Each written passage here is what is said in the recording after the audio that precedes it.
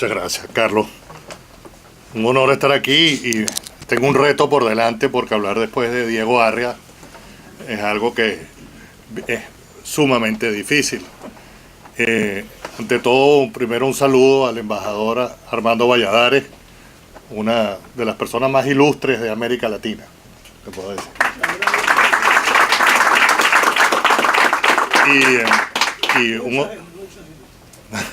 No exagero. No exagero. También quiero empezar haciendo referencia a algo que considero importante. Yo creo que el gobierno interino del presidente Guaidó tiene personas sumamente valiosas que están haciendo un esfuerzo muy grande en lo personal por ayudar al país en este momento. Personas que no son necesariamente partidistas, personas que no están comprometidas con ninguna actividad política, pero que son de suma valía para Venezuela. Una de ellas la tenemos aquí hoy, María Teresa Romero, quien ha prestado su nombre para ser embajadora en Guatemala. El doctor Aguiar mencionó a Gustavo Tarre, a quien hemos visto representar de una manera honrosa y digna a Venezuela en la Organización de Estados Americanos. Cuando pensamos en el Quo Vadis Venezuela, yo creo que eso fue un paso adelante en ese hacia dónde vamos, en lo que ocurrió en estos días con el TIAR, y la defensa y las palabras del doctor Tarre yo creo que han sido algo que nos dio cierta causa de optimismo en estos días. Y quería empezar por reconocer, así como el doctor Tarre, como María Teresa y otros venezolanos, en el gobierno que tenemos interino, en los cuales confiamos y seguiremos confiando. Son personas de gran valía. Yo hablo en estos temas de políticas públicas como un asomado. Yo no soy una persona con la trayectoria del doctor Aguiar o del doctor Arria o del propio Edgar Otálvora, que tuvo distinguido participación en el gobierno de Ramón Velázquez. Yo siempre he estado del otro lado de la palestra tratando de decirle a ellos lo que en mi opinión deben hacer. Esa ha sido mi participación en las políticas públicas. Sin embargo, yo creo que, bueno, siguiendo esta trayectoria de intentar decir lo que se debe hacer, voy a hablar algunas palabras hoy. Cuando yo pienso Quo Vadis Venezuela en estos últimos días, veo, como decía, algunos avances. Por fin la Asamblea Nacional se decidió a seguir adelante con los pasos del TIAR. Y lo que ocurrió en la OEA recientemente es indudablemente algo muy positivo. La pregunta que yo me hago es si esos avances forman parte de una estrategia del gobierno interino o forman parte de las sugerencias de algún asesor de imagen, porque eso es lo que estaba pidiendo el país.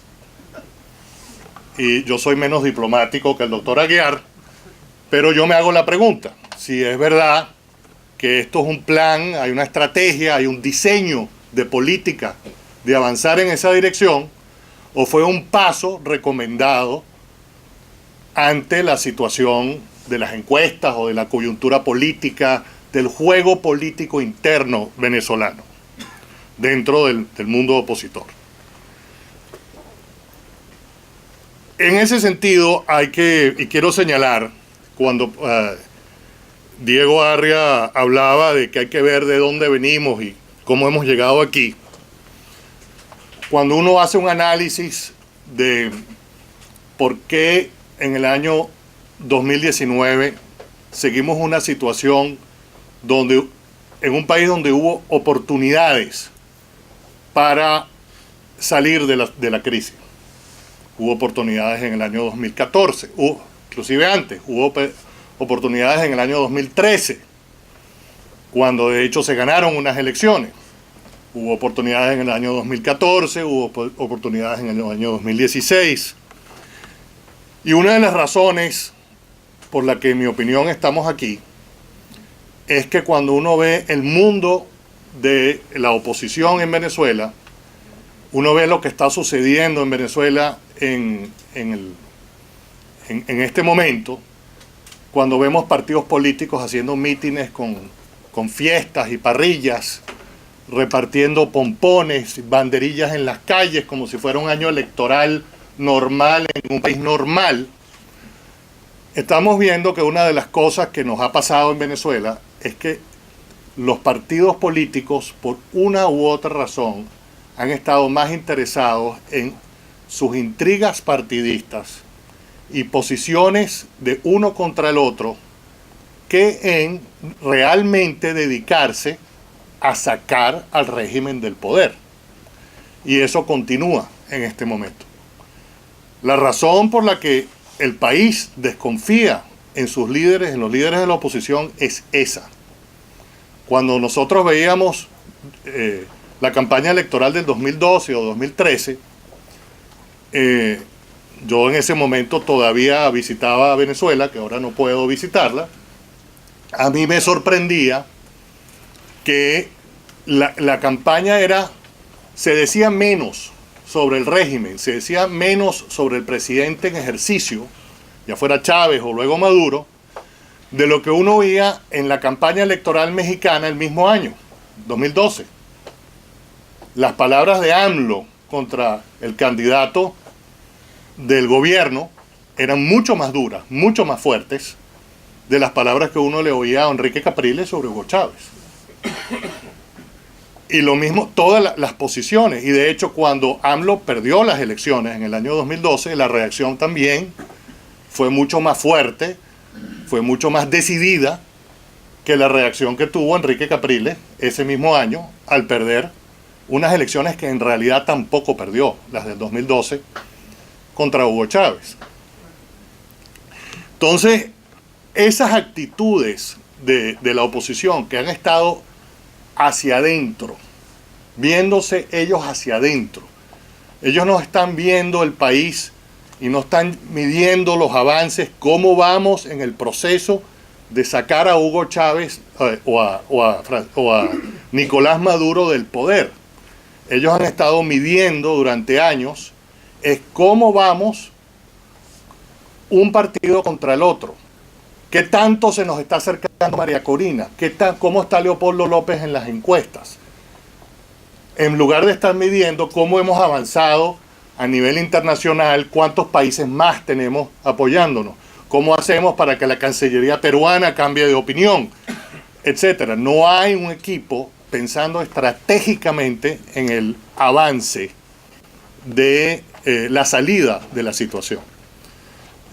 Un ejemplo patético fue en enero del 2015, cuando se toma posición la nueva asamblea, cuando se sabía que el Tribunal Supremo, luego ilegítimo, del régimen, o ya ilegítimo, porque ya tenía unos magistrados nombrados ilegítimamente, iban a retirar a los diputados del Tamacuro, ya se sabía que eso iba a ocurrir, cuando el actual canciller de Venezuela, canciller del legítimo de Venezuela, Julio Borges, declaraba sobre las prioridades de esa nueva asamblea, justo antes de tomar posesión en la asamblea, él hablaba de una nueva ley de inquilinato, de un financiamiento de viviendas, temas económicos, y ni siquiera se mencionaba el proceso legal, ya fuera para declarar ilegítimo a Maduro, para declarar la ausencia en el cargo del presidente de la República. Nada de eso se hizo los primeros meses que la Asamblea Nacional tomó posesión. Entonces, esa pregunta, ¿Quo vadis Venezuela?, hay que contestarla en función de quiénes están dirigiendo el rumbo de Venezuela. ¿Cuáles son las personas distintas que piensan distinto que están dirigiendo el rumbo de Venezuela? ¿Ha cambiado algo el hemos cambiado en algo el grupo de personas que toman decisiones en los últimos 20 años. Yo creo que la respuesta a esa pregunta es evidente. El doctor Aguiar, de forma mucho más diplomática que la mía, mencionó los procesos de diálogo. Verdaderamente insólito con lo que hemos visto con los procesos de diálogo, la excusa que se nos da una y otra vez al preguntar no solo sobre este último proceso en Oslo, sino sobre los anteriores, era: la comunidad internacional nos lo exige. Tenemos que agotar las instancias porque nos lo exige la comunidad internacional. ¿Cuántos procesos más se necesitan para decir que agotamos las instancias? Entonces, lo que estamos oyendo continuamente es la misma historia, la misma película, y siempre en el mismo momento, que es en el momento de mayor debilidad del régimen. Casualmente. Siempre es en ese momento que se acepta acudir a un diálogo. Entonces, yo creo que al gobierno interino del presidente Juan Guaidó, a quien se merece apoyo, porque ha sido valiente el presidente Guaidó, a quien queremos respaldar, tiene que demostrarnos a los venezolanos que de verdad su primera y única prioridad, la primera y la única prioridad, es trabajar en la salida del régimen. Cuando yo veo al presidente dando en mítines políticos, cuando veo al presidente aupando organizaciones políticas, en realidad la respuesta del Cubo Badis no es positiva. Finalmente, dos observaciones rápidas para terminar. En el año 89-90, luego de la caída del muro de Berlín, existían en Europa Oriental un grupo de partidos llamados disidentes que los regímenes de esos estados de Europa del Este habían permitido. Algunos muy ligados a la iglesia luterana en Alemania, por ejemplo. Y esos líderes de esos partidos que habían sido la oposición oficial, por decirlo de alguna manera, la oposición permitida esos últimos años del comunismo en Europa del Este, pensaban que al ocurrir elecciones libres en esos países, ellos iban a tomar posiciones de importancia, al menos regionalmente. Los que estaban en Alemania Oriental pensaban: nosotros vamos a ser electos diputados en nuestros distritos en Alemania Oriental porque la gente nos conoce. Y eso pensaron en Polonia, y eso pensaron en Hungría, y eso pensaron en Checoslovaquia. Lo que sucedió fue que todos esos políticos conocidos de la disidencia de los años justo anteriores a la caída del muro fueron barridos políticamente, fueron olvidados. Nadie votó por ellos. Porque esos países se daban cuenta de que, sí es verdad, habían sido disidentes, pero había habido cierto nivel de complicidad igualmente. Y ese, aunque fuera pequeño nivel de complicidad, era evidente para la población. Fueron literalmente barridos. Ninguno de ellos logró obtener un cargo público después de 1989, y luego se supo que algunos, no todos, habían sido informantes, por ejemplo en Alemania, para la Stasi, etcétera, siendo líderes de supuestos movimientos disidentes. Digo esto porque nuestros líderes políticos en Venezuela deben reflexionar. Algunos de ellos están defendiendo organizaciones o posiciones que en realidad están básicamente, para todos los efectos prácticos, muertos, son unos zombies. En el momento que en Venezuela haya elecciones libres, no van a sobrevivir. Y eso tenemos que darnos cuenta. Algunos de nosotros, inclusive internamente, le damos mucha importancia a algunos de ellos. No, estos representantes del partido X o del partido aquel, se reparten los cargos, etcétera, inclusive en el gobierno interino, pero son básicamente zombies. En el momento que Venezuela, el régimen cambie, van a dejar de existir como organización política. Eso es una reflexión. La segunda reflexión sobre este tema tiene que ver con algo que el embajador Arria lo mencionó. Él decía, no tenemos que ser excesivamente economicistas al pensar en el futuro de Venezuela. Yo creo que eso es cierto. Evidentemente las naciones son algo más que la economía. Evidentemente Venezuela se va a poder recuperar en algún momento. Tenemos los recursos naturales, siguen siendo enormes, y tenemos los ejemplos de lo que han ocurrido en otros países. Quien visitó Perú en 1989 recordará el estado que estaba esa nación, y quien haya estado en Perú recientemente se dará cuenta que un país doblegado totalmente como estaba el Perú en 1989, pues se pudo recuperar.